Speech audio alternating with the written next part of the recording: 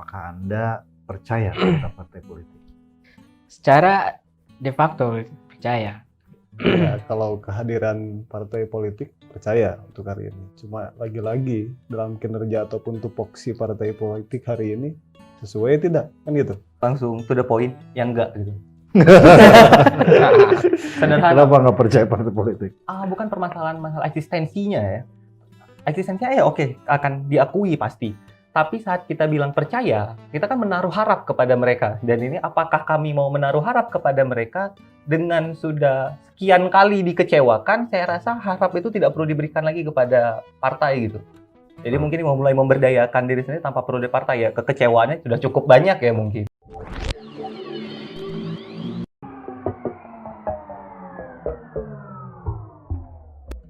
Assalamualaikum warahmatullahi wabarakatuh, Baraya Priangan. Fakta sejarah. Banyak perubahan sosial politik di negeri ini yang digulirkan oleh gerakan moral mahasiswa. Masyarakat intelektual kelas menengah ini mengklaim dirinya sebagai agen perubahan. Atas nama demokrasi, mereka berpegang teguh kepada kebebasan berpikir. Tak sungkan mengkritisi fakta-fakta ketidakadilan sosial politik dan ekonomi. Seringkali mereka terpaksa turun ke jalan, menyuarakan kebenaran, menyikapi beragam isu strategis, baik lokal maupun nasional. Di dalam organisasi, mereka menempa diri dalam sebuah proses kaderisasi yang cukup panjang. Bagaimana visi gerakan mahasiswa Kota Tasikmalaya terhadap politik dan partai politik di hari ini? Kita akan membahasnya dengan para tokoh pimpinan organisasi mahasiswa Kota Tasikmalaya. Telah hadir bersama kita Kang Andi Ferdiana alias Kang Ipe, Ketua Cabang HMI Tasikmalaya. Assalamualaikum. Lalu di tengah kita juga ada Kang Nandang Kurniadi, Ketua KAMI, Kesatuan Aksi Mahasiswa Indonesia Daerah Tasikmalaya. Assalamualaikum. Hadir pula bersama kita Kang Muhaimin Abdul Basit, Ketua Pergerakan Mahasiswa Islam Indonesia Kota Tasikmalaya. Assalamualaikum. Satu lagi Kang Haris Aufa, Ketua Ikatan Mahasiswa Muhammadiyah Tasikmalaya. Assalamualaikum. Baraya Priangan sekalian, mari kita dengarkan perspektif mereka tentang politik dan partai politik termasuk visi politik gerakan mahasiswa hari ini. Saya bertanya kepada siapa dulu? Baik, sekaligus pengenalan aja. Kita mulai dari Kang Ifei, HMI ya. Organ pergerakan mahasiswa apa yang Anda pimpin, lalu haluan ideologi dan cita-cita apa yang diusung oleh pergerakan Anda?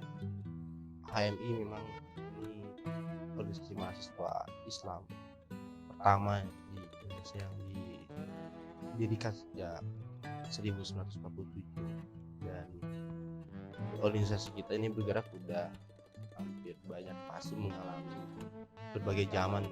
Tentunya asas yang kita dukung, yang kita lakukan sampai hari ini berasaskan Islam yang menjadi visi dan spirit kita. Tentunya tentang tujuan lah bagaimana kita terciptanya masyarakat adil dan makmur menjadi ridho Allah, hingga kita mencoba terus berjuang dan berupaya melakukan hal-hal terbaik yang kita bisa. Keislaman dan keindonesiaan. Itu yang menjadi spirit kita, Slogannya ya. Jadi basis nilainya nilai Islam. Baik, saya geser ke Kang Nandang nih. Kami, bagaimana kami? Bisa digeser nggak? Geser aja. Bismillahirrahmanirrahim. Kalau saya di sini atas nama gerakan organisasi kemahasiswaan kami ya, Kesatuan Aksi Mahasiswa Muslim Indonesia. Organisasi ini diantara yang lain organisasi kemanusiaan dibilang paling muda. Kita sekarang mau menginjak usia 24 dan nanti tanggal 9 Maret tidak jauh beda sebetulnya. Awal mula terbentuknya kami juga kan dari orang-orang yang dulunya berkiprah di HMI, yang dimana basis ataupun ideologi yang diperjuangkan bukan jauh sama, yaitu terkait Islam. Asas kita itu Islam, dengan tujuan dan maksud adalah terciptanya masyarakat madani, yang dimana kesejahteraan masyarakat terjamin dengan nilai-nilai keislaman dan ketuhanan. Oke. Di ideologinya kami pun sama basisnya berarti Islam dan tentu keindonesiaan juga ya. Betul, keindonesiaan, karena cita-cita selain masyarakat Indonesia itu tetap kita di kami wawasan keindonesiaan itu harus cinta tanah air. Oke, kita bergeser ke Kang Mohaimin nih.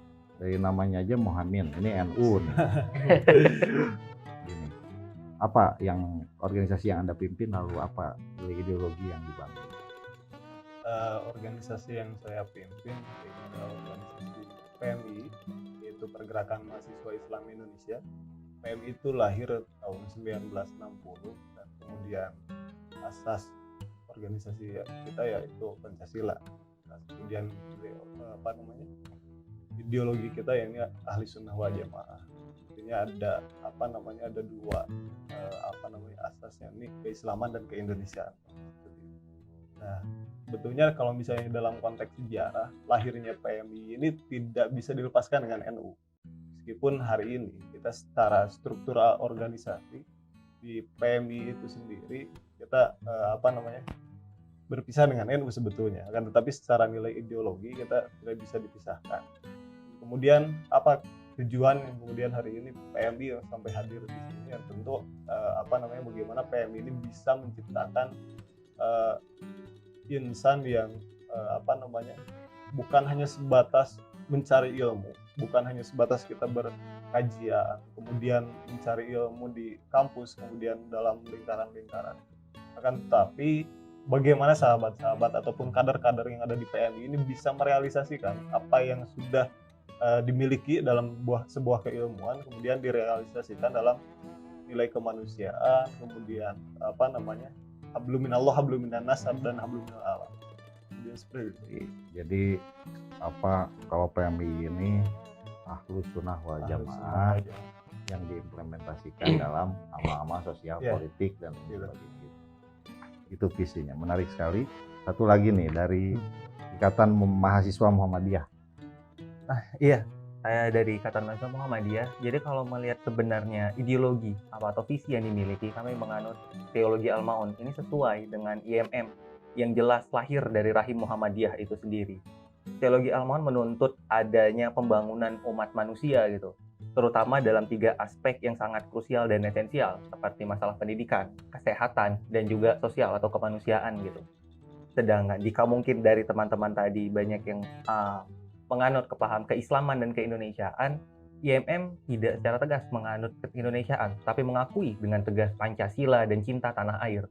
Karena menurut kami, apa yang diperjuangkan oleh IMM dan Muhammadiyah itu harus keluar dari lingkup yang lebih luas lagi gitu. Bukan hanya sekedar Indonesia, tapi sampai mendunia gitu. Untuk itu mungkin dari ekspansi IMM sudah ada beberapa cabang IMM internasional yang ada di luar negeri gitu. Oke. Jadi IMM itu lebih kepada humanisme ya. Iya. Jadi tetap membawa ummatan wasato kan? Iya, pasti. Wasatiyah. Wasatiyah udah pasti. Organisasi yang tengah gitu ya, moderat. Moderat. Baik. Menarik sekali. Lalu kalau boleh tanya nih, isu apa sekarang yang menjadi concern teman-teman mahasiswa? Gerakan mahasiswa yang lagi hari ini ya, konteks hari ini lagi interest dengan masalah apa, isu? Saya mulai dulu dari HMI. Apa yang menjadi concern HMI hari ini? Isu apa? Ya, kalau untuk di HMI ya, akhir tahun kemarin memang kita pernah membawa isu tentang atau narasi tentang evaluasi pemerintahan kota, yang mana kita melihat hari ini kepemimpinan yang terakhir Katakan saja pemerintahan Pak Yusuf yang terakhir, Budi Yusuf yang terakhir Oke. lebih jelasnya. Jadi ini menjadi beberapa catatan bagi kita, sehingga tinjauan analisa kita adalah bagaimana capaian-capaian yang telah dijadikan serta progres yang telah dibuat oleh mereka. Nah, kita sempat beberapa melakukan aksi massa, mungkin itu menjadi suatu catatan bagaimana untuk bisa lebih progres lagi, apalagi pas kemarin pas Pak Yusuf ya dilantik, kita juga langsung menyambut hal itu agar mengingatkan tentang janji yang terakhir mereka, sisa-sisa waktu mereka. Ya, kita hanya mengingatkan hal itu. Yang kedua, tentang isu sosial dan ekonomi pasca pandemi ini menjadi perhatian juga, bagaimana ya Tasik juga kemarin kena dampak yang cukup lebih besar, secara pertumbuhan juga kurang di angka minus di angka 2 atau 5. Nah, itu perhatian kita juga. Kemudian kemarin juga kita sempat memberikan rekomendasi tentang kebijakan yang ramai tentang bantuan sosial, sehingga perhatian terhadap proses distribusi yang menyebar ini dan tidak ada yang menyebar dan yang tidak juga, ini menjadi perhatian kita untuk menjadikan peraturan tersebut dirubah kembali. Oke, jadi ada beberapa isu. Beberapa Pertama, isu soal evaluasi pemerintahan Budi Yusuf ya di periode terakhir ini capaiannya. Lalu yang kedua isu soal penanggulangan kemiskinan, soal penyaluran bantuan sosial gitu. Oke, berarti teman di HMB sekarang lagi concern dengan persoalan ekonomi ya, itu untuk di wilayah kota. untuk di Kalau wilayah di kota. wilayah kabupaten juga ada beberapa hal. Ya, mungkin kemarin pasca awal berdiri dilantiknya Pak Ade itu juga sama untuk memantau secara keseluruhan. Kemudian perhatian kita terhadap Tasela Oke, juga kita HMB bahas. juga ikut berkontribusi terhadap Karena 1 tahun kemarin kita pernah membahas Tasela. Oke. Kita telah melakukan FGD beberapa kali dengan beberapa tokoh sikap HMB seperti apa? tentang Tasela. Ya, harga mati ya. Tasikmalaya otonomi Selatan.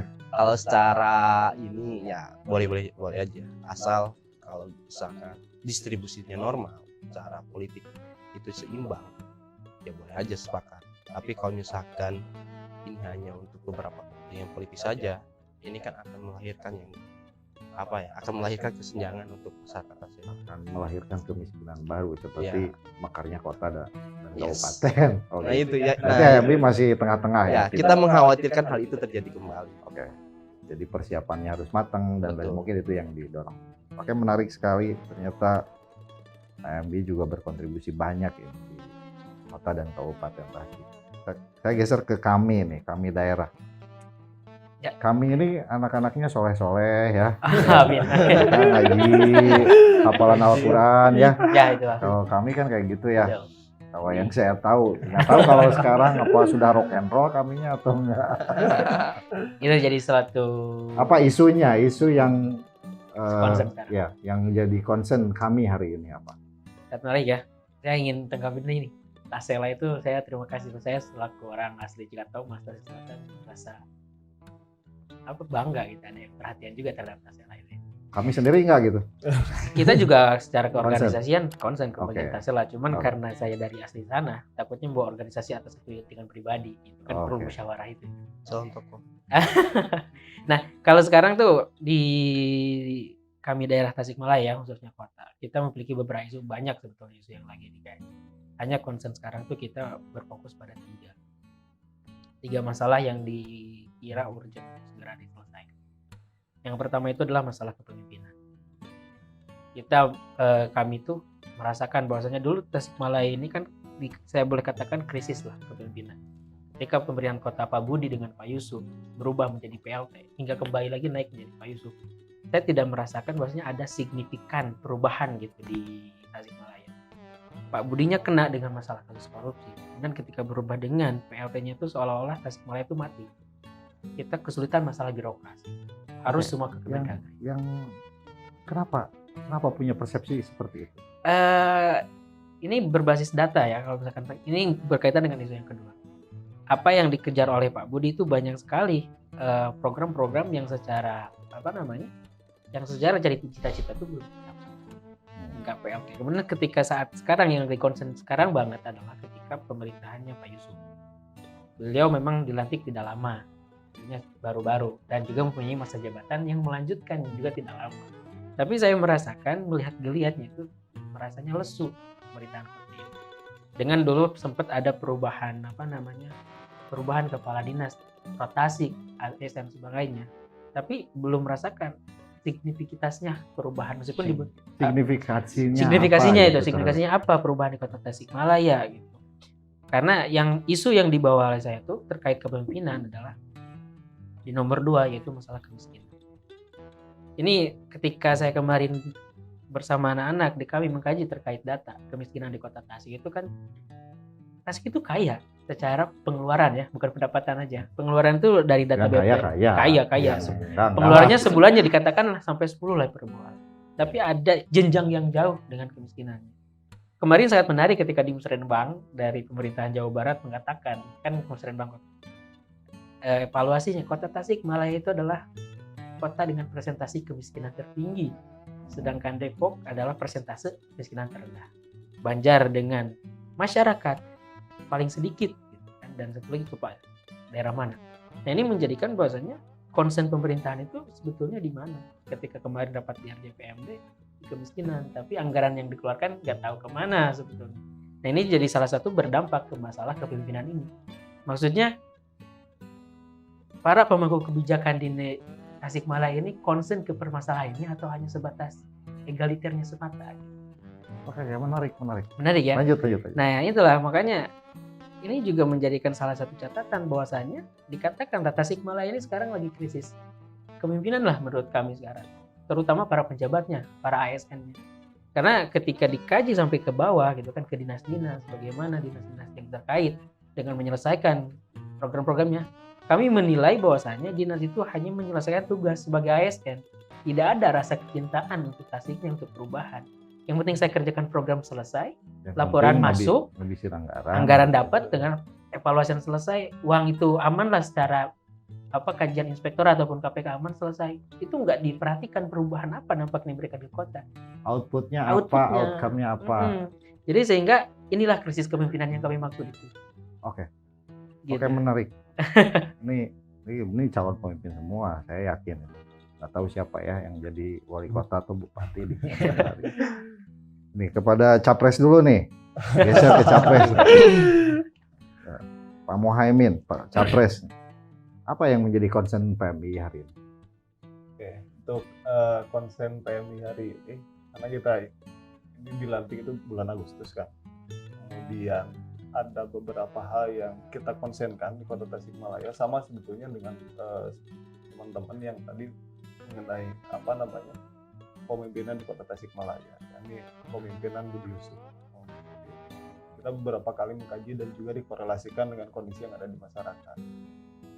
Di sisi lain, ketika kita melakukan gerakan kemudian melakukan kritikan tanpa ada perubahan yang cepat di Kota Tasikmalaya, kita akan betul-betul ketinggalan. Contoh misalnya, kita beberapa kali ataupun beberapa bulan belakang, saya itu sudah beberapa kali mengkritisi beberapa program yang kemudian kita anggap urgent untuk Kota Tasikmalaya. Yang pertama itu persoalan smart city. Kemudian yang kedua itu smart city. Oh, proyek smart city itu. Ya, proyek smart city. Proyek smart city ini kan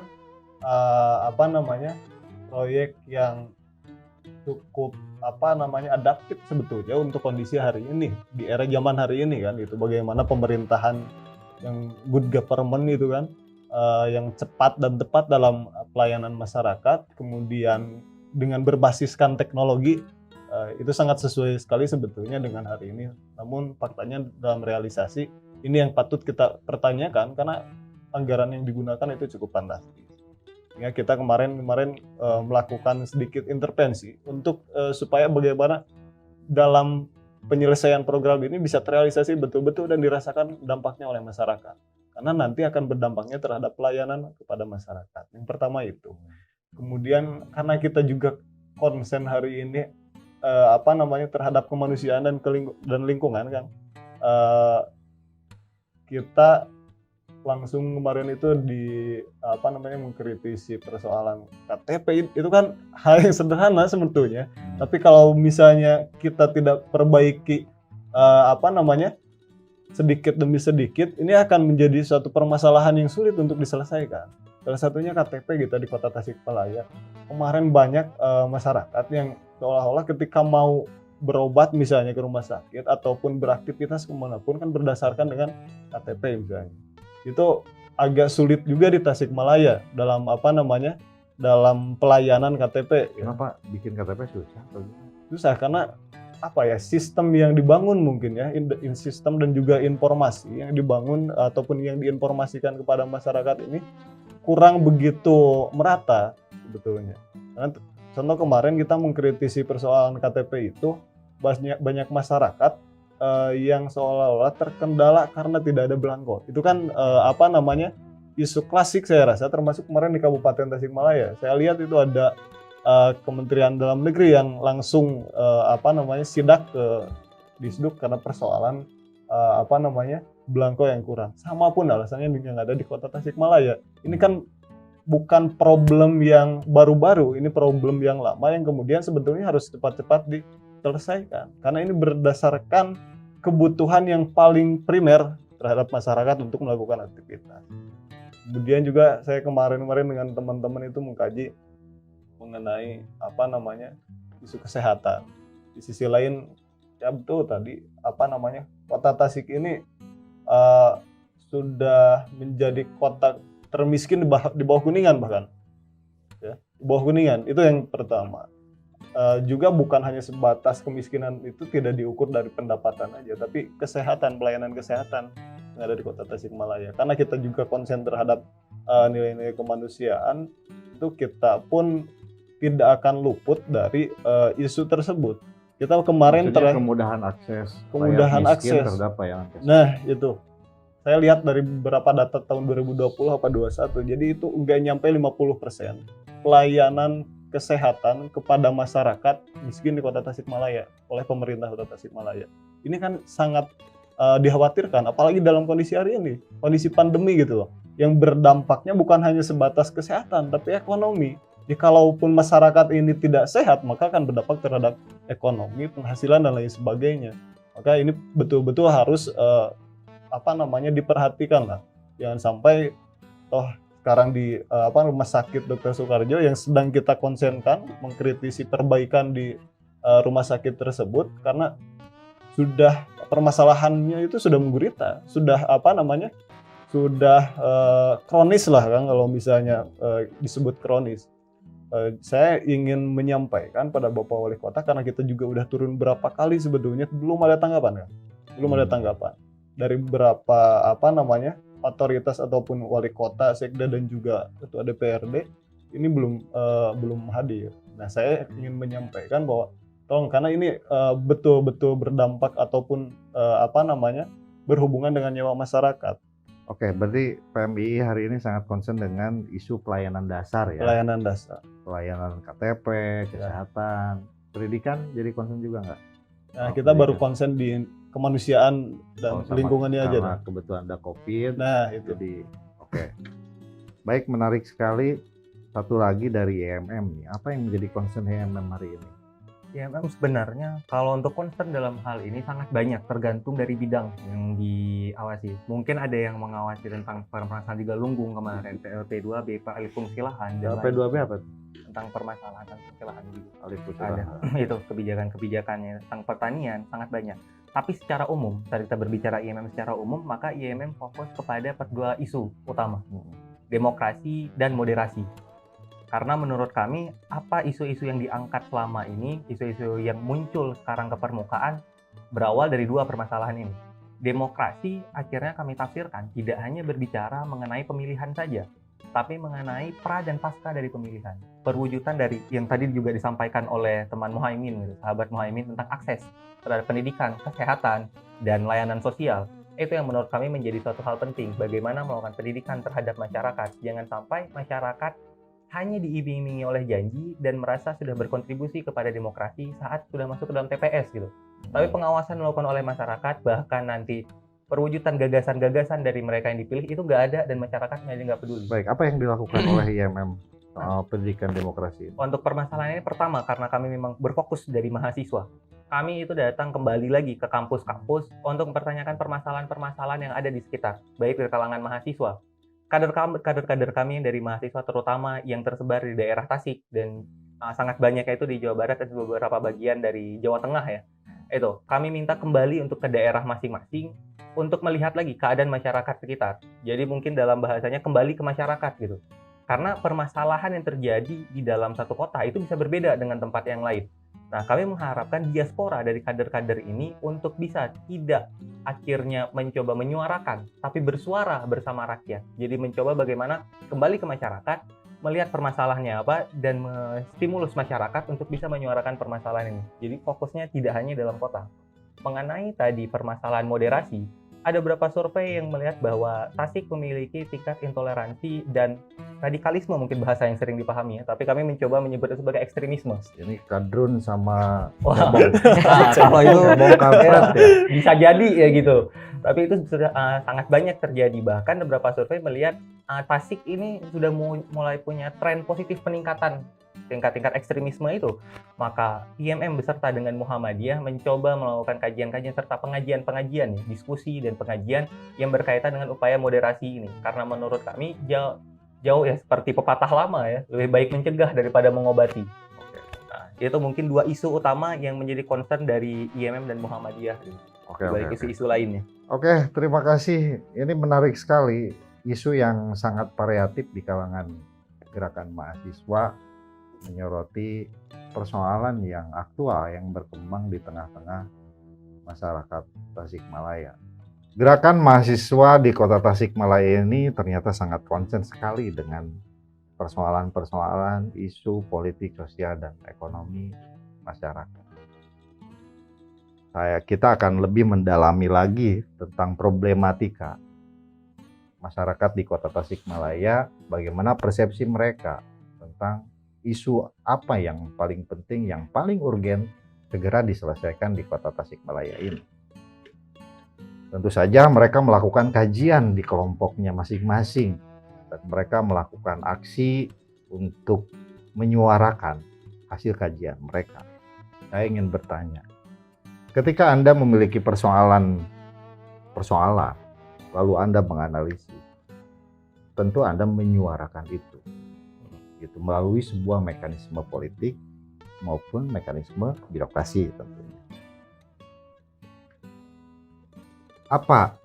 Bagaimana birokrat maupun politisi, ya taruhlah corongnya ini adalah parlemen ya, lalu pemerintah sendiri, ketika Anda menyuarakan gagasan-gagasan Anda itu, bagaimana mereka? Apakah mereka merespon langsung melakukan perubahan melalui regulasi ataupun peraturan ataupun kebijakan yang konkret atau bagaimana?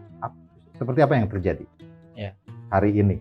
Awal-awalnya sih merespon, tapi kan terkadang dengan beberapa alasan ini bisa dilakukan. Maksudnya merespon itu menerima bertamu, lalu mendengarkan, lalu Anda pulang nggak ada perubahan apa-apa gitu? Ya, gitu. Benar begitu yang terjadi? Ya, paling kita harus nunggu 1 tahun lagi. Karena kan ini kan rata-rata begitu alasannya. Kita akan upayakan ini masuk pada RPJMD, RPM, rencana-rencana yang akan direalisasikan di tahun kemudian. Berarti Yang kita nggak tahu juga apakah tahun tersebut itu laksana atau tidak. Jadi oke, saran dari Anda kami tampung dan ini akan kami agendakan di anggaran berikutnya. Mereka bilang seperti itu, selalu seperti itu. Ya, saya rasa begitu. Setiap persoalan apakah seperti atau bagaimana? Saya geser ke kami nih. Anda kan pasti melakukan komunikasi kan dengan politisi di parlemen atau di birokrasi ya. Bagaimana? Ada tanggapannya seperti apa dan cara mereka menyelesaikan masalah yang Anda ajukan itu seperti apa? Nih, kalau di birokrasi Kota Tasikmalaya itu ada satu hal yang menarik sebetulnya ketika kita menyampaikan permasalahan.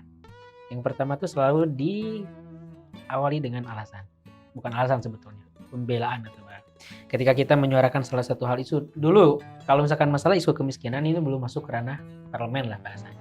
Tapi dulu sebelumnya kami juga pernah mengkaji isu terkait percepatan penanganan COVID di Tasikmalaya 2020 awal itu ketika naik-naiknya di bulan Agustus dan Juli. Saya mempertanyakan ini seperti apa pemerintahan kota itu dalam merespon hal ini.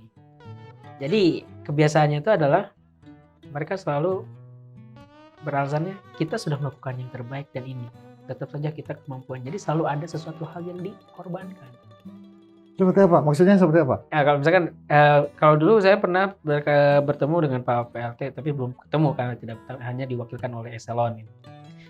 Terkait ini Tasikmalaya itu kan menjadi kota yang paling di Priangan Timur yang paling strategis. Alur itu kan semua ke sini. Ini kan terkait dulu pemberhentian mobil bus itu kayak gimana. Ini kan kebijakannya seperti apa. Yang dilakukan itu kebijakan itu adalah ya kita kesulitan dalam membuat peraturan karena kita harus ke Mendagri dulu, nunggu lama. Sehingga pemerintahan yang dibentuknya ASN itu gagap kayak gitu. Nah, terus fungsi-fungsinya tuh banyak yang mati kayak gitu. Seolah-olah itu ketika ada satu masalah dengan alasan itu harus ke Mendagri, ya udah kita mah stop, nunggu aja. Gitu. Jadi dikatakan lambatlah dalam merespon apa yang disampaikan sekarang. Gitu. Baik. Point of view dari pertanyaan saya itu sebenarnya mekanisme demokrasi di kita. Apakah mekanisme demokrasi itu berjalan? Tapi kan terlalu ilmiah saya nanya begitu. Saya nanya dengan yang sederhana aja. Ketika Anda sudah melakukan kajian, lantas Anda menyuarakan melalui berbagai macam mimbar, apakah mimbar politik di DPRD, melalui rapat dengar pendapat, atau audiensi dengan para pihak dan pejabat. Saya pengen tahu seperti apa reaksi mereka dan bagaimana cara mereka menanggapi dan menyelesaikan persoalan yang Anda ajukan itu. Seperti apa? Jalan nggak sih mekanisme? Ya gitu lah. Betul. Jalan nggak sih? PMII pengalamannya seperti apa? Ya, karena dunia kita itu sama sebetulnya dengan teman-teman HMI juga. Jadi idem aja. Ya, ini kita kan berdasarkan dari track record yang sudah kita lalui kan, terutama wali kota yang sekarang lagi menjabat. Kita sudah berapa kali mengkritik, juga memberikan saran dengan membawa teman-teman turun ke jalan lah, kurang lebih seperti itu kan. Respon ada, akan tapi lambat ya, dan terrealisasi tidak. Oke, responnya seperti apa? Respon kayak apa ya? AI ini Priyogi-Nawan. Begitu kan dalam jangan responnya kayak gitu. Ya AI ini Priyogi-Nawan. Kalau kita sebetulnya di organisasi, lebih kepuasan kita selain dari terrealisasinya satu program, ya kita berdialog gitu. Berdialog mencari titik kesamaan. Satu frekuensi kan dulu lah, baru merealisasikan apa yang menjadi persoalan dengan satu solusi. Itu niat maksud kita. Nah, dari beberapa kali kita turun, ini belum ada isu yang kemudian kita kritisi, juga solusi yang kita tawarkan ini betul-betul terrealisasi. Sama dengan yang lain sebetulnya, hanya iya saja, tapi ya seperti itu. Oke. IMM pengalamannya seperti apa? Apakah jalan ini mekanisme demokrasi di kita ini jalan? Kalau pertanyaan hanya sebatas jalan atau enggak, kami menjawab jalan. Apakah berhasil? Tidak. Kalau jalan tetap toh pada akhirnya kita ya juga diterima, dalam tanda kutip diterima tanggapannya. Dan mungkin jawaban saya juga sama dengan jawaban teman-teman. Ya setelah mungkin saat demonstrasi ya, beberapa jam berdemonstrasi baru diperbolehkan masuk. Nanti ditanya apa permasalahannya, dia ditutup di akhir. Ya saya juga pernah menjadi mahasiswa, menjadi seperti kalian. Terima kasih atas masukannya, kritiknya. Ini akan jadi bahan diskusi kami, bla bla bla.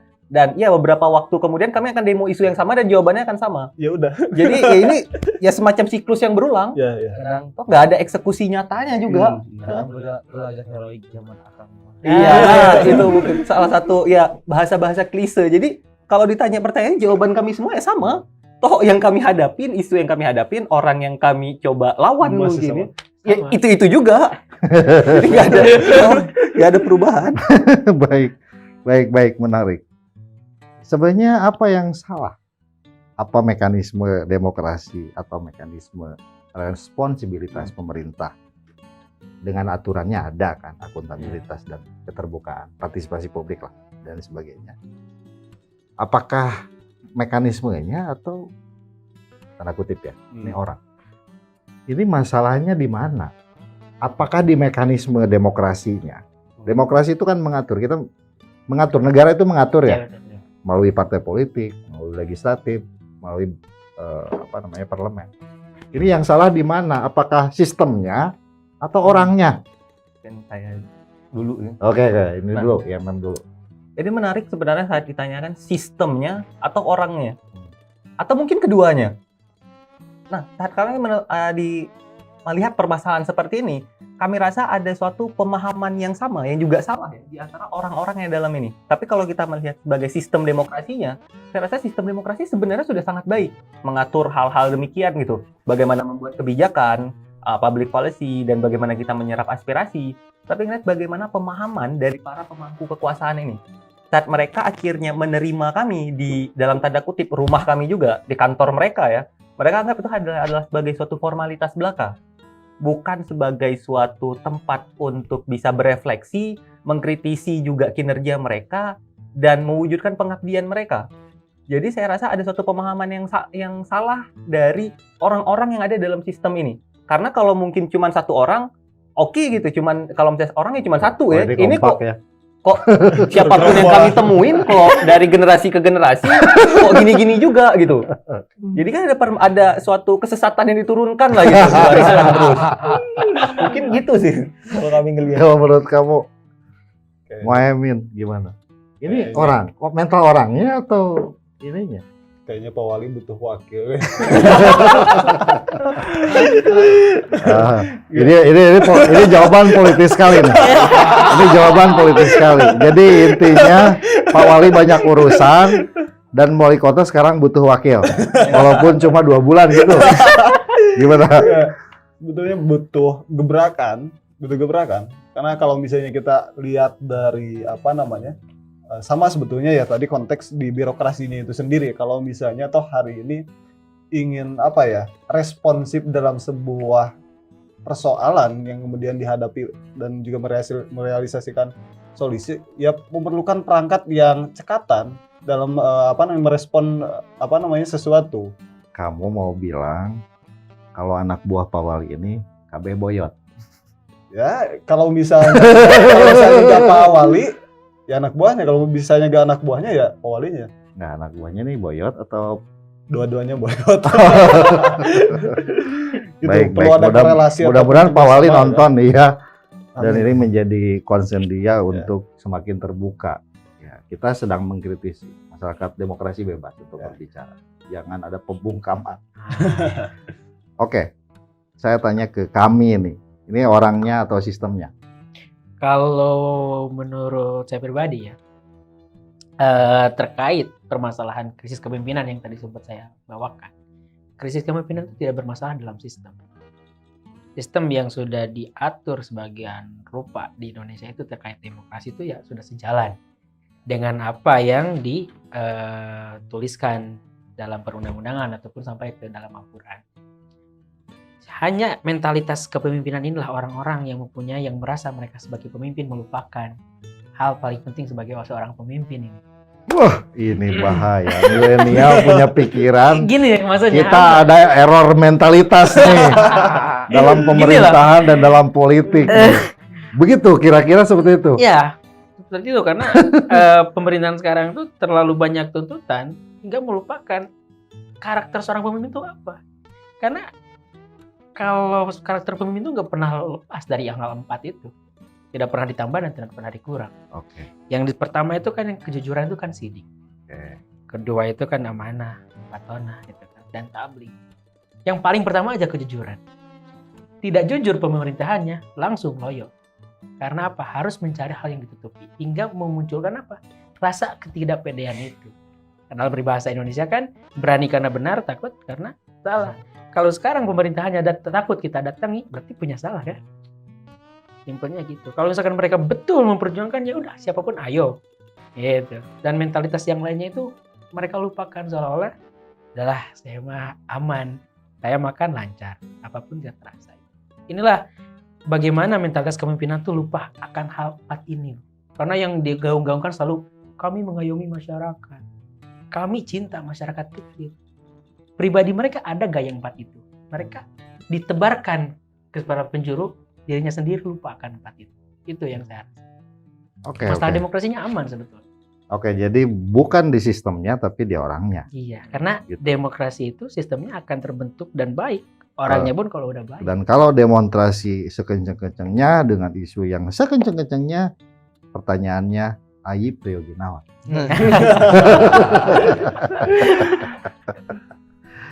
Baik, itu seloroh dan itu menjadi kritik kita bersama. Terakhir nih, Ipei dari HMI. Ya, Ini orangnya atau sistemnya sih? sebenarnya sama orangnya aja. Kalau misalkan sistem kan ini udah dibangun sedemikian rupa, mekanismenya udah pasti. Cuman yang terjadi kan birokrasi kita kan begitu adanya gitu kan, selalu begitu, selalu telat atau apa. Kadang saya terpikir di era hari ini, bagaimana satu masalah ini harus ada solusinya secara langsung, tapi kan mekanisme kita beda. Harus ada beberapa tahapan yang dibangun untuk bisa diselesaikan di kemudian hari. Jadi ketika ada di kota Tasik ada 10 masalah atau 100 masalah, harus ada 100 tim untuk menyelesaikan masalah. Tapi kan nggak bisa begitu. Tapi perlunya harus dibangun begitu juga untuk beberapa tahun ke depan, karena di era yang begitu cepat hari ini terkadang masyarakat ingin segera penyelesaiannya segera gitu, tidak nanti-nanti. Nah yang kedua, terkadang yang menjadi persoalan itu adalah tentang komunikasi publik yang tidak terbangun sehingga memunculkan trust publik itu sendiri. Ini statementship. Benar Ya, nggak? benar. Pemimpin kita tuh kurang berstatement. Ya, kalau misalkan dua hal itu berjalan dengan baik, sehingga ya ini mungkin saja hal-hal yang kita tanyakan atau persoalan yang kita dipersoalkan ini bisa selesai. Komunikasi publik yang tidak berjalan sehingga memunculkan trustnya, apakah positif atau tidak hari ini, gitu yang saya lihat. Baik. Terima kasih untuk jawaban dari teman-teman, perspektif dari teman-teman. Ternyata gerakan mahasiswa tersandung oleh satu persoalan. Ketika mereka menyuarakan gagasan, ide, pikiran, masukan untuk menyelesaikan problem dan persoalan. Mereka tidak cukup menggunakan mimbar di kampus, mimbar di jalan dengan demonstrasi. Mereka terpental oleh satu persoalan, yaitu empati dari para pemimpin. Bukan sistem demokrasi yang tidak berjalan, bukan ruang-ruang yang tidak ada, tapi ini adalah persoalan interest dari para pihak yang ini. Lalu bagaimana posisi partai politik? Kita akan pertanyakan bersama mereka. Apakah partai politik sudah menjalankan fungsinya sebagaimana diamanatkan oleh undang-undang partai politik? Saya ingin bertanya kepada teman-teman, apakah Anda percaya kepada partai politik? Kamu dulu, HMW dulu. Pertama karena ini adalah sebuah kesepakatan dan sistem negaraan, tentunya sepakat. Cuman dalam pelaksanaan kita hari ini memang ada beberapa faktor yang saling berkaitan. Yang pertama kan dipengaruhi oleh kepemimpinan daerah, kelembagaan politik daerah, dan serta stabilitas politik lokal. Nah, saya memandang tadi juga disampaikan bahwasannya logika partai politik ini bertentangan dengan logika tata kelola pemerintah. Terkadang partai politik ini kekuasaan partai politik ini alur kewenangannya begitu terpusat, sehingga kadang tergantung kepentingan pusat dijawantahkan di daerah. Nah ini terkadang bertentangan dengan kebutuhan daerah, sehingga posisi kepentingan masyarakat ini seringkali bertentangan dengan kepentingan pusat. Saya memandang dan melihat itu yang terjadi. Dan yang kedua, apa sih beberapa skala secara realita ya, ada 4 itu konflik kepentingan itu terjadi. Terus tentang berbicara tentang prioritas, penyerapan anggaran dan pelibatan civil society ini yang tidak bisa lepas. Nah, sehingga terhadap proses pembangunan di daerah menjadi terhambat. Saya melihat di poin yang saya buat, eksternalitas kita ini cenderung ke arah yang negatif. Karena target pembangunan dalam RPJMD di 2022 saja tidak akan begitu optimal, karena ini akan begitu mengganggu secara capaian pembangunan jangka panjang serta jangka pendek. Baik, saya kembali ke pertanyaan utama saya. Percaya nggak dengan partai politik? Ya, kalau secara ini percaya. Oke, tapi rada ragu ya jawabannya. Ya, ragu dengan mekanisme yang hari ini terjadi gitu. Oke. Baik, saya nanya geser nih. Percaya nggak dengan partai politik? Secara de facto percaya. Hanya ini ada sedikit bimbang dan juga ambiguitas sebetulnya terkait partai politik yang ada, utamanya di Kota Tasikmalaya. Jadi memang sebetulnya secara perundang-undangan gitu kan, partai politik ini diharapkan menjadi sarana bagi masyarakat sebagai sarana partisipasi dalam pembangunan kota ataupun suatu daerah bahasanya. Jadi sejujurnya pemangku ataupun pembangunan suatu daerah itu kan tergantung oleh partai-partai politiknya. Oke. Ya karena Cukup saya pikir. Oke. Percaya nggak dengan partai politik? Ya, kalau kehadiran partai politik percaya untuk hari ini. Cuma lagi-lagi dalam kinerja ataupun tupoksi partai politik hari ini sesuai tidak, kan gitu. Ya, dalam konteks kepercayaan mengenai tugas yang kemudian seharusnya mengayomi masyarakat ataupun fasilitas bagi masyarakat untuk mensejahterakan masyarakat, tadi instrumen yang kemudian hari ini ya terbalut dengan kepentingan semua, sehingga tugas yang kemudian harus mengayomi masyarakat yaitu nomor sekian, kurang lebih seperti itu. Dari YMM Haris nih. Kalau mungkin teman-teman tadi cukup moderat ya, saya langsung to the point, yang enggak gitu. Sederhana. Kenapa nggak percaya partai politik? Bukan permasalahan masalah eksistensinya ya. Eksistensinya ya oke, akan diakui pasti. Tapi saat kita bilang percaya, kita kan menaruh harap kepada mereka. Dan ini apakah kami mau menaruh harap kepada mereka dengan sudah sekian kali dikecewakan, saya rasa harap itu tidak perlu diberikan lagi kepada partai gitu. Jadi mungkin mau mulai memberdayakan diri sendiri tanpa perlu di partai ya. Kekecewaannya sudah cukup banyak ya mungkin. Oke, baik. Jadi Karena memang lah. faktanya teman-teman itu sebenarnya melakukan tugas-tugas partai politik. Anda mengadvokasi, Anda menyuarakan kepentingan masyarakat, Anda mengutarakan persoalan, Anda mengeluarkan gagasan. Gitu. Kalau saya lihat Anda demonstrasi, Anda ketemu dengan para pihak yang memiliki kepentingan dengan persoalan yang Anda usung, pernah nggak Anda melakukan itu datang ke kantor partai politik penguasa misalnya? Pernah nggak? Pernah itu dilakukan atau enggak? Karena yang jelas wali kota, wakil wali kota, anggota parlemen itu kan anggota partai politik. Mereka yang mengendalikan, ketua partainya itu. Pernah enggak? Kalau untuk secara obrolan serius belum. Kenapa tidak dilakukan? Ya, saya itu juga tidak terpikirkan ya.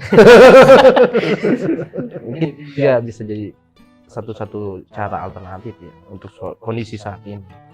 Karena di meja dewan juga terkadang kita terkadang bias. Mungkin perlu dicoba juga bagaimana kita untuk berbicara secara langsung partai. Karena partai ini memang kadang hanya sebatas kendaraan, tapi tidak disentuh tentang mekanisme dan kebijakan yang harus diubah. Oke, baik. Anda nih dari kami. Nih, Sorry ya, kalau kami ini kan dekat-dekat dengan PKS ya. Iya. Jadi sebetulnya Pernah nggak Anda itu tidak demonstrasi atau tidak datang ke pejabat, datang aja ke partai politik, mengutarakan masalah dan lain sebagainya di sana untuk disampaikan. Ada respon dari partai politik. Pernah nggak?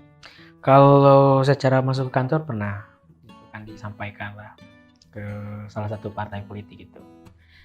Cuman dulu sempat kepikiran bahwasanya selaku organisasi kami itu organisasi yang ingin mengundang bahwasanya dulu pas milad ulang tahunnya Kota Tasik ingin mengundang seluruh partai politik untuk berdialog. Biasanya ini Kota Tasik mau dibawa kemana sebetulnya. ini juga cuman terbenturnya itu bahwasanya pemangku kebijakan sekarang itu kan pemerintahan kota dan juga oleh Dewan DPRD. Jadi terlalu praktis banget ketika kita selaku kemahasiswaan, kan ada ideologi mahasiswa yang harus dijaga. Kalau di kita itu ada 3. Tapi bukan berarti nggak komunikasi dengan Enggak, tidak bukan, partai tapi politik kan lah. ya. Oh, Anda ketemu wali kota juga dari partai politik. Iya betul, seperti itu tetap. Nah, cuman secara langsung masuk ke kandang penguasa itu belum kayak gitu. Ada, jadi kalau misalkan kami sendiri tidak terlalu bergaining langsung dengan partai politik karena kita harus menjaga, karena partai politik itu kan dunia praktis ya, banyak yang praktisnya kayak gitu. Kita tuh Atau Anda tidak percaya sebenarnya? percaya dengan pertama dia percaya, cuma kita menjaga. Selaku pimpinan sekarang harus menjaga idealisme para mahasiswa, karena yang saya hadapi di mahasiswa itu Enggak, maksudnya kan kami tidak mesti ke PKS aja kan, bisa ke PDIP, betul. bisa ke Golkar, bisa ke PAN. Ayo dong suarakan. Pernah kita pernah parlemennya. sempat main ke Gerindra kayak gitu. Ke Gerindra, Pernah gitu. juga disebut ya, nggak apa-apa. Pernah Inisial, ya, bebas aja. inisial G ya. Pernah gitu. Nggak, bebas aja, bebas aja. Gimana Mohaimin? Ini kan keluarga besar NU tuh banyak kan. Dia PKB nyebar di kompleks P3. Ketika mengajukan gagasan ataupun apa, pernah nggak melalui partai politik? Dan kalau pernah, ada nggak hasilnya gitu? Kalau pernah ya pernah, tapi bukan berarti kita menyampaikan aspirasi kita, tapi bagaimana partai politik ini bisa menjadi instrumen kekuatan kita. Kalau dalam- itu kosong, kalau menurut aku kosong. Itu kayak cek kosong, obrolan biasa di warung kopi. Enggak, maksudnya neken partai politik supaya neken anggota parlemennya untuk melakukan perubahan apa atas kebijakan yang kamu kita belum usung. ngobrol terlalu jauh sih soal itu. Kalau kita hanya sebatas dalam gerakan yang tadi yang saya sampaikan. Kalau misalnya ngobrol terlalu jauh ke sana belum. Baik, IMM jelas tidak pernah. Jelas tidak pernah percaya tadi. Dan kedua sebenarnya untuk menjaga jarak juga. Karena ya terlalu dekat dengan para politisi praktis tentu tidak baik gitu dalam gerakan mahasiswa. Dan yang ketiga sebenarnya sebelum melakukan aksi itu kami ada kajian kebijakan publik. Isu ini diangkat dan siapa kira-kira yang paling tepat untuk kita suarakan ini kemana? Dan partai politik nggak termasuk. Nggak termasuk, karena mau nggak mau saat kita masuk ke dalam anggaplah mungkin kita menemui dewan, eksekutif atau legislatif, toh mereka kan juga kader partai. Yeah. Jadi kalau kami udah datang nemuin mereka yang datang dari partai yang banyak, itu juga nggak berhasil, masa datang ke partai yang satu persatu itu akan lebih mungkin berhasil? Enggak sih menurut kami. Oke. Baik, ini kan soal kinerja partai politik dalam persepsi teman-teman. Gimana sih kinerja partai politik hari ini? Apakah sudah sesuai dengan perundang-undangan? Menjadi wadah aspirasi politik masyarakat. Karena ya harus tersalurkan bagaimanapun kan PMBI, IMM, kami atau HMI bukan partai politik yang secara legal mewakili aspirasi dan mendorong sebuah kebijakan melalui proses politik. Karena apapun kan semuanya proses politik. Bagaimana menurut Anda kinerja partai politik? Ya, kalau untuk secara mekanisme dan kerja-kerja normatif, mungkin itu telah dilakukan. Tapi untuk bekerja secara sungguh-sungguh dan berdampak, saya kira itu perlu banyak pertimbangan. Karena segala keputusan dan kebijakan terkadang saya melihat belum begitu berdampak terhadap beberapa konstituen. Tapi mungkin dapilnya masing-masing, dewannya masing-masing ada kelompoknya tersendiri. Tapi untuk secara kelompok publik secara keseluruhan ini yang belum terlihat. Oke. Gimana kinerja partai politik? Apakah partai politik itu sudah sesuai dengan undang-undang mensosialisasikan, menjadi wadah aspirasi masyarakat, menjadi tempat orang berkeluh kesah, mengadu gitu kan? Kalau saya melihatnya partai politik itu Sibuk ketika pemilu aja. betul sibuk ketika pemilu, tapi saya melihat adalah kelas yang sangat eksklusif partai politik. Jadi ketika masyarakat biasa mau menyampaikan Menarik nih, eksklusivisme partai politik. partai politik eksklusif sebenarnya. Ketika masyarakat biasa saja ingin masuk menyampaikan itu kayak masuk istana luar biasa. Ini apa dan sebagainya. Jadi ketika duduk pun bingung. Saya mengutarain masalah ini gak apa-apa. Gitu kan, takutnya nanti diapa-apain. Sehingga kalau saya pribadi percaya dengan partai politik, tapi kepercayaan masyarakat sekarang dengan partai politik itu terjadinya plus gitu. Ini Anda nih pemilih semua loh, ini millennials yang akan menentukan. Bahaya kalau Anda Iya. tidak percaya partai politik kayak ini ya. Bahaya sekali. Bagaimana Anda bisa menyalurkan hak kewarganegaraan Anda di kemudian hari? Ada Karena yang kalau saya dari survei itu yang menariknya sekarang di masyarakat Tasikmalaya utamanya itu bukan partai politik yang dilihat, tokoh yang muncul itu yang dicari. Oke, kalau Jadi itu nggak- person ya. Ya personnya. Person Jadi itulah yang saya ingin sampaikan, partai politik itu Padahal partai politik tuh punya daya paksa loh terhadap kadernya untuk melakukan sesuatu. betul. Cuma kan kita berkaca Cuma dari teman-teman tidak melakukan komunikasi politik. komunikasi politik kayak gitu, belum nyampe. Baik, gimana kinerja partai politik? Iya, sebetulnya kalau misalnya berbicara partai politik kan semuanya hampir sama sebetulnya. Cuma ya bungkus dan logonya aja yang berbeda kan itu. Ya kurang lebih seperti itu. Sebetulnya kerja-kerja normatif oke dilaksanakan, tapi tadi sebetulnya ya otoritas ataupun kepentingan yang kemudian muncul ke daerah sehingga mendiskreditkan kepentingan aspirasi masyarakat yang di daerah, karena kepentingan pusat itu lebih besar daripada kepentingan daerah. Kalau misalnya dalam Jadi partai politik di daerah ini terlalu mengedepankan kepentingan Nah, pusat. apalagi ketimbang hari ini. kepentingan daerah. apalagi hari ini gitu. Mereka sibuk kampanye capresnya, Gitu. mereka sibuk untuk persiapan pemilu Seperti itu. besok. Urusan masyarakat nanti. Sekian. Ya. Anda melihat seluruh partai politik ini tidak Iya. tidak pernah ada yang menjadi ruang Iya, belum. untuk menyampaikan aspirasi masyarakat. Belum. Nah, ini bahaya ya. Ini Ya. kondisinya Kondisinya seperti emang- itu kenyataannya. Gitu. Berarti Anda harus lebih kuat daripada partai politik. Mudah-mudahan Anda lebih kenceng ya, karena ini ada mekanisme demokrasi yang tidak berjalan, yang seharusnya berjalan. Ya.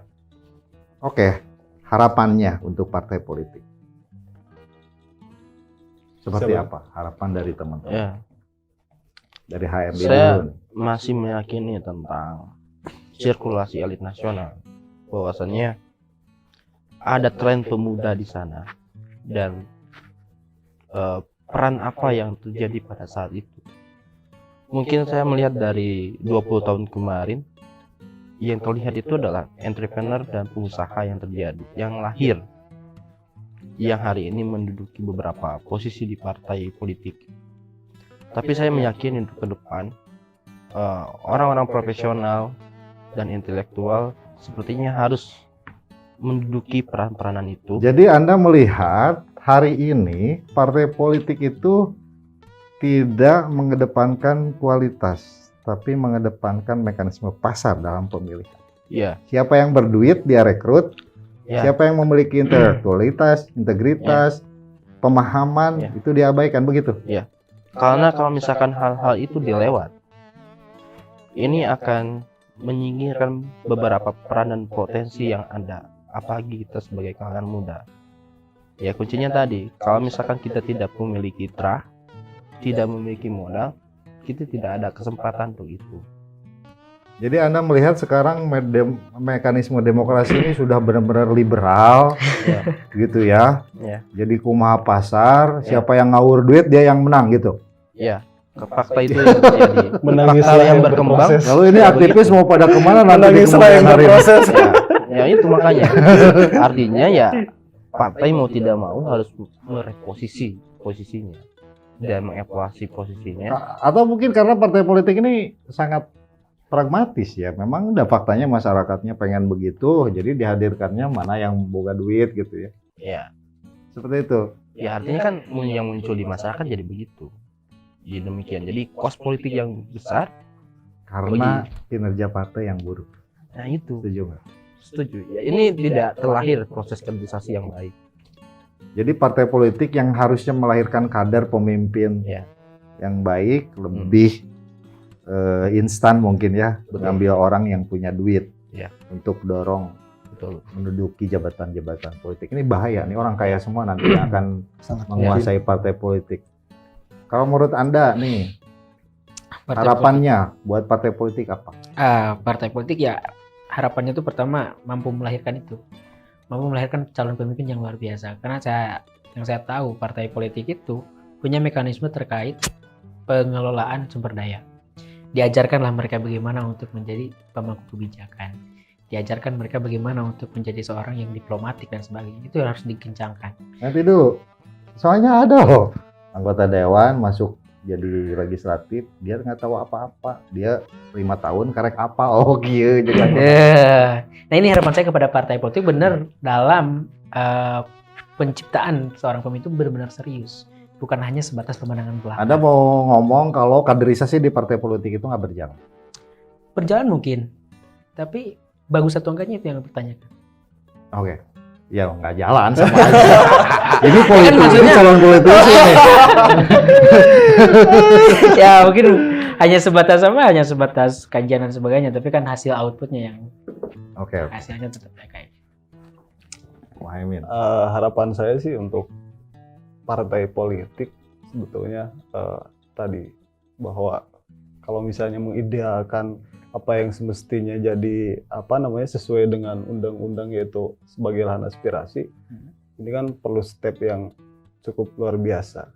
Tapi minimal untuk hari ini tentu sama dengan pendidikan di partai politik ataupun karena saya lihat di Omnibus Law itu kan, di Omnibus Law aja di DPR RI itu hampir mayoritas betul sama yang yang dikatakan itu pengusaha sebetulnya. Jadi saya selalu menyampaikan kepada anak-anak ataupun kader-kader yang bercita-cita jadi politisi, yang katanya berjuang 10 tahun diam di sekret partai politik, yang menangis lah lihat kondisi hari ini gitu. Karena ya potensi kita untuk berjuang pasca berorganisasi ini ya akan terlindas dengan kondisi hari ini gitu. Jadi harapannya ya minimal ini bisa betul-betul diperbaiki oleh partai politik. Oke. Gimana?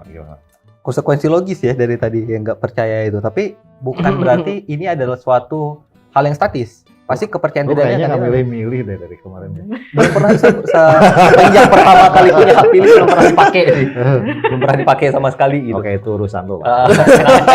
Tapi harapannya memang saya ngelihat kalau tadi tentang mekanisme pasar ya, ini bukan hanya tentang permasalahan berduit, tapi siapa yang menjual. Kita bisa ngelihat tren mungkin dari 2014, 2019 gitu. Banyak tokoh-tokoh muda dan juga para politisi yang dari kalangan entertainment gitu. Mereka yang dimajukan oleh partai, apakah mereka memang punya kapasitas dan kapabilitas untuk memimpin? Saya rasa tidak. Itu persoalan belakang, yang penting kan populer. Itu karena yang dilihat oleh partai apa? Yang penting menang. Maka fokus partai sekarang adalah pada saat pemilu aja. Itu menurut saya kegagalan, salah satu kegagalan paling utama dari partai gitu. Dan kalau misalnya ya seperti proses kaderisasi, sistematika dalam partai itu bisa berjalan, pendidikan politik terhadap rakyat itu bisa berjalan juga dengan cukup baik, akan sangat ada kemungkinan saya di masa depan mungkin itu percaya dengan partai politik. Tapi kalau sistemnya sampai gini, ya saya tetap istiqomah dengan tidak percaya. Gitu. Baik, saya menyimpulkan teman-teman 50-50 ya, antara percaya dan tidak percaya dengan partai politik. Lalu yang keduanya saya melihat teman-teman hopeless, kehilangan harapan dengan partai politik, karena partai politik lebih memilih orang yang berduit dan mereka hanya berpikir kemenangan saja, tidak berpikir bagaimana membangun kader-kader pemimpin di kemudian hari. Ini karena kinerja partai politik yang apa? Yang buruk. Saya nggak ngomong buruk, dia yang ngomong buruk. Yang kurang,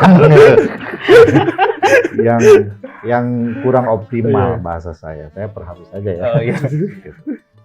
Baik, sekarang 2024 ada calon wali kota nih. Pernah dengar nggak calon wali kota? Siapa calon wali kota?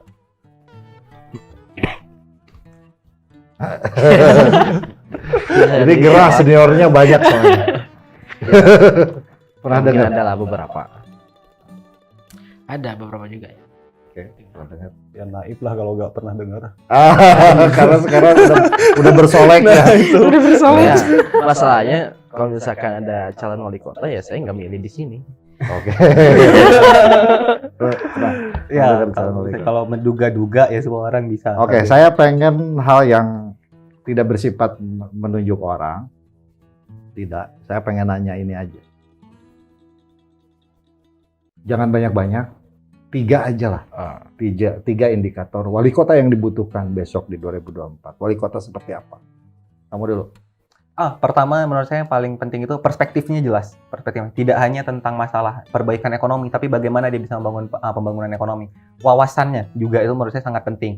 terus juga track recordnya. Ini 3 hal menurut saya yang paling penting dalam pembangunan. Karena miskin perspektif inilah salah satu penyakit yang dialami oleh para pejabat kita, terutama di Tasik gitu. Wawasan dan juga tadi track record itu penting untuk dipertimbangkan. Jadi penting wali kota yang bermimpi.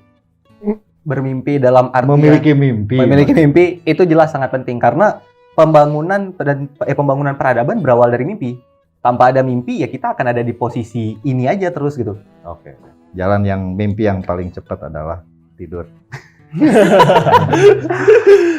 Kalau misalnya saya sih apa ya, lebih terusus untuk di kota Tasikmalaya, yang pertama itu track record.